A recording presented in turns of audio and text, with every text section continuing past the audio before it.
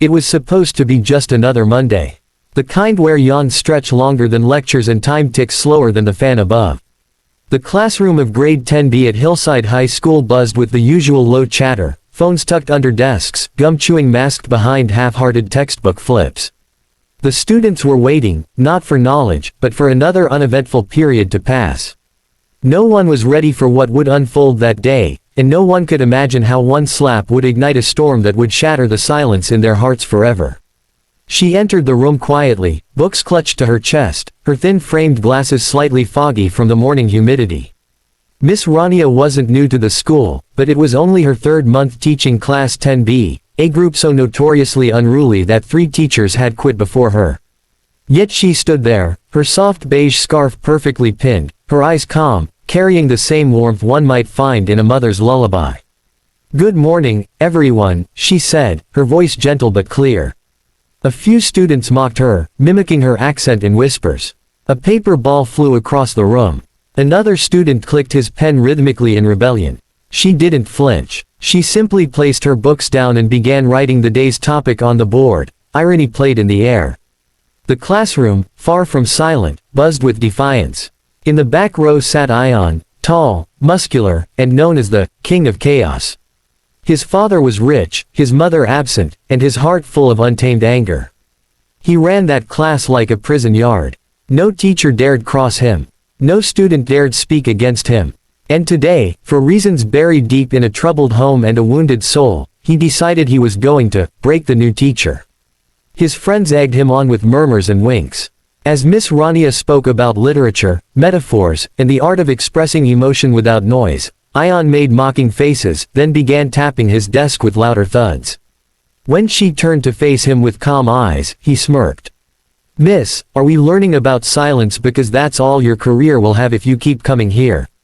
His words cut through the air. The class laughed. Miss Rania paused. No anger. No scolding. Just a soft reply. "Ion, sometimes the loudest voices are trying hardest not to be heard. Would you like to share something more meaningful?" That silence that followed wasn't peaceful, it was tension, sharp and cold. And then, without warning, without thought, without any sense of what this action could mean for the rest of his life, Ion stood up, walked to the front, and before anyone could move the sound cracked like lightning.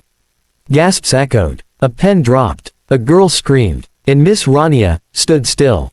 Her cheek turned a shade of crimson, her glasses tilted on her nose. But her posture didn't break.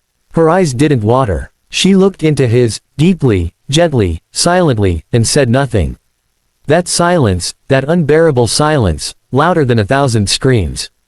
Ion froze. For the first time, he didn't feel like a lion in the jungle. He felt like a child standing before a mirror that reflected not his strength, but his brokenness. The class expected chaos. A slap back. A screaming match. Expulsion threats. But all Miss Rania did was straighten her glasses, walk to her desk, and sit down.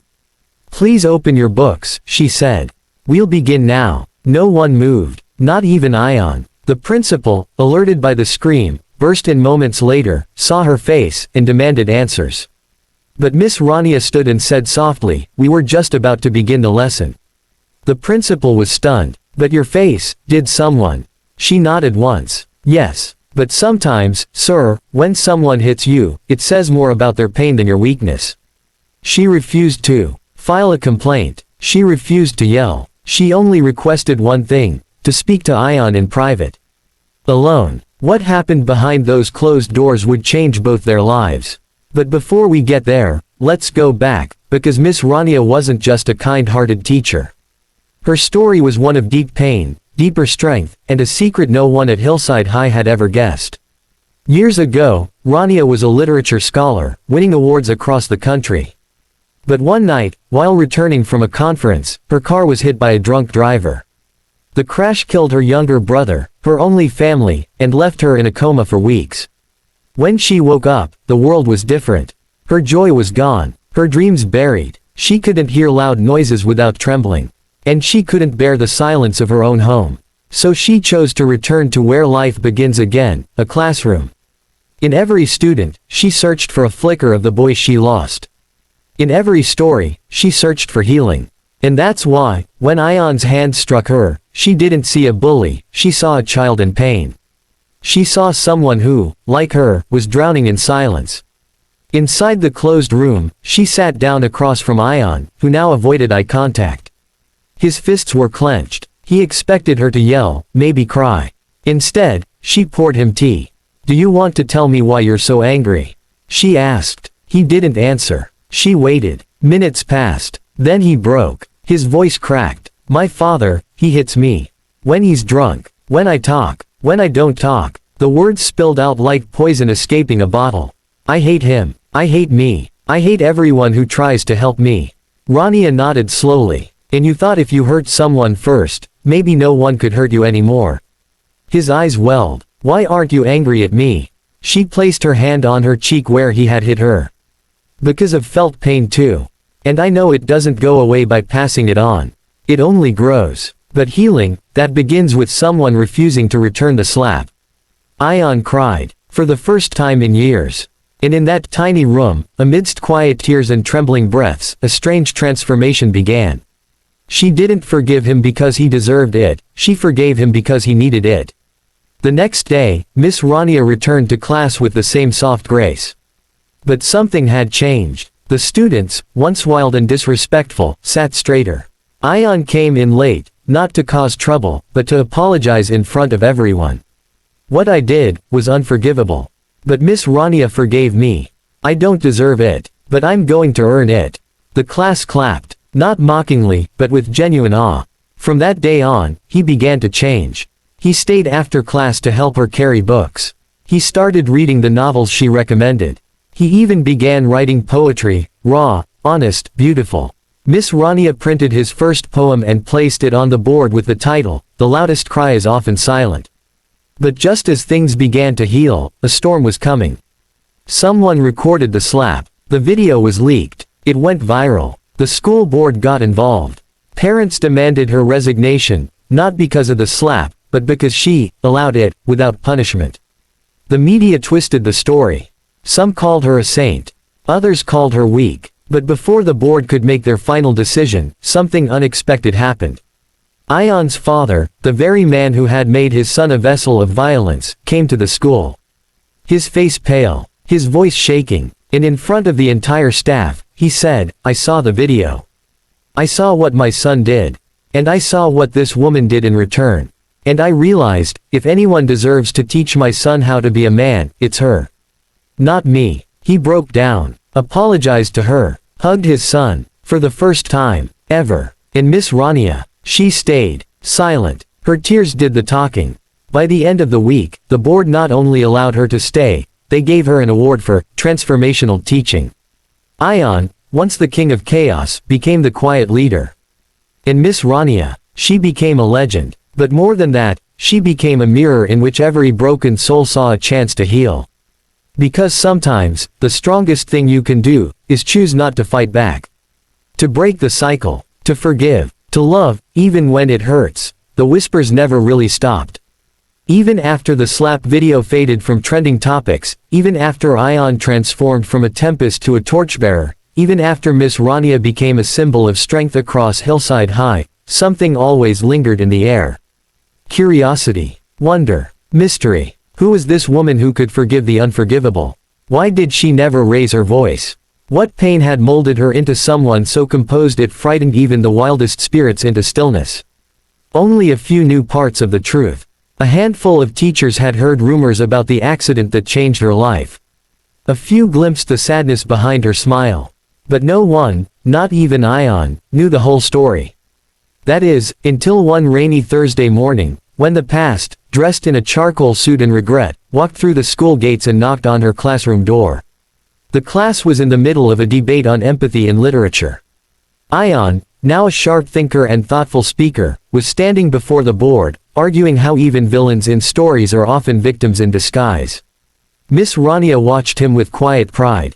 Her heart still carried bruises, but moments like these stitched them with golden thread. And then, the knock. 3 gentle taps, but something in them made her freeze. She turned toward the door, her expression unreadable. When she opened it, the hallway light silhouetted a tall man in his late 30s, with graying temples, rain-speckled shoes, and eyes that carried years of sorrow. The moment their gazes met, time twisted. Her breath hitched. She gripped the doorframe. "Asim," she whispered. The students were stunned. Miss Rania never called anyone by their first name. And her tone, it wasn't her usual softness. It was something deeper, something haunted.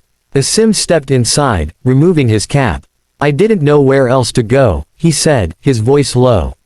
"You stopped replying. I heard what happened here, I had to see you." The students were frozen. Ayan, unsure of his role anymore, stepped closer protectively. "Miss, are you okay?" he asked. She nodded slowly, eyes never leaving Asim's.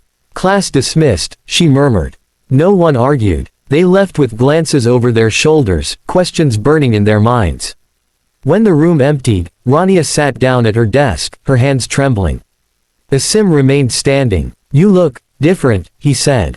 "Still graceful, but older." "Grief does that," she replied. Silence hung again. This time, not one of peace, but of ghosts. 10 years ago, Asim and Rania were engaged. Both literature scholars, both passionate about teaching, both orphaned early in life and drawn to each other's unspoken pain. They planned to build a school together. A home. A life stitched with words and wonder. But on the night of their engagement party, Asim never showed up. Rania waited for hours before finally calling his phone, only to hear the voice of a woman.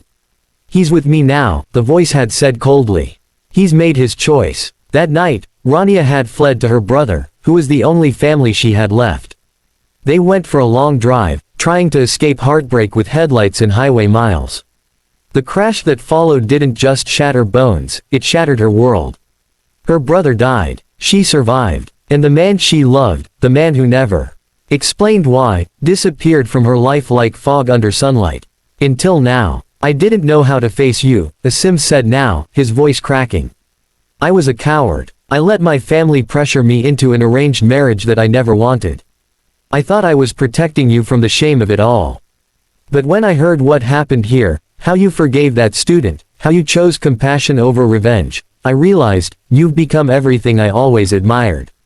Everything I'm not." Rania looked at him. Her eyes were dry, but her voice was soft steel. "You didn't just leave me, Asim. You left a scared girl who had no one. And because of that, my brother died protecting my heart when I couldn't protect his."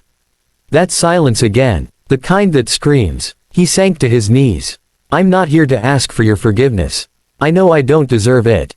I wanted to see you. One last time. And tell you, that I still love you." Her breath caught again. But this time, she exhaled. Slowly. Steadily. "Love isn't something you say, Asim. It's something you stay for. And you left." She stood, gently helping him up. "But, thank you. For the apology. Closure is a kind of healing too." He left. Just like before. But this time, she wasn't broken. She was whole. The following week, the school principal invited Miss Rania to speak at the National Education Conference. The theme, turning trauma into transformation. It was the first time she would tell her full story publicly. And as she stood before a crowd of 500 educators, lights shining, mics buzzing, her voice didn't shake. "A few months ago," she began, "I was slapped by a student in front of 30 others. What followed wasn't a punishment. It was a journey. One that reminded me that most brokenness is invisible. That many children fight wars we'll never see. That every slap, every scream, every act of rebellion is often a desperate cry for connection." She paused. The room leaned in. "But this isn't just about students.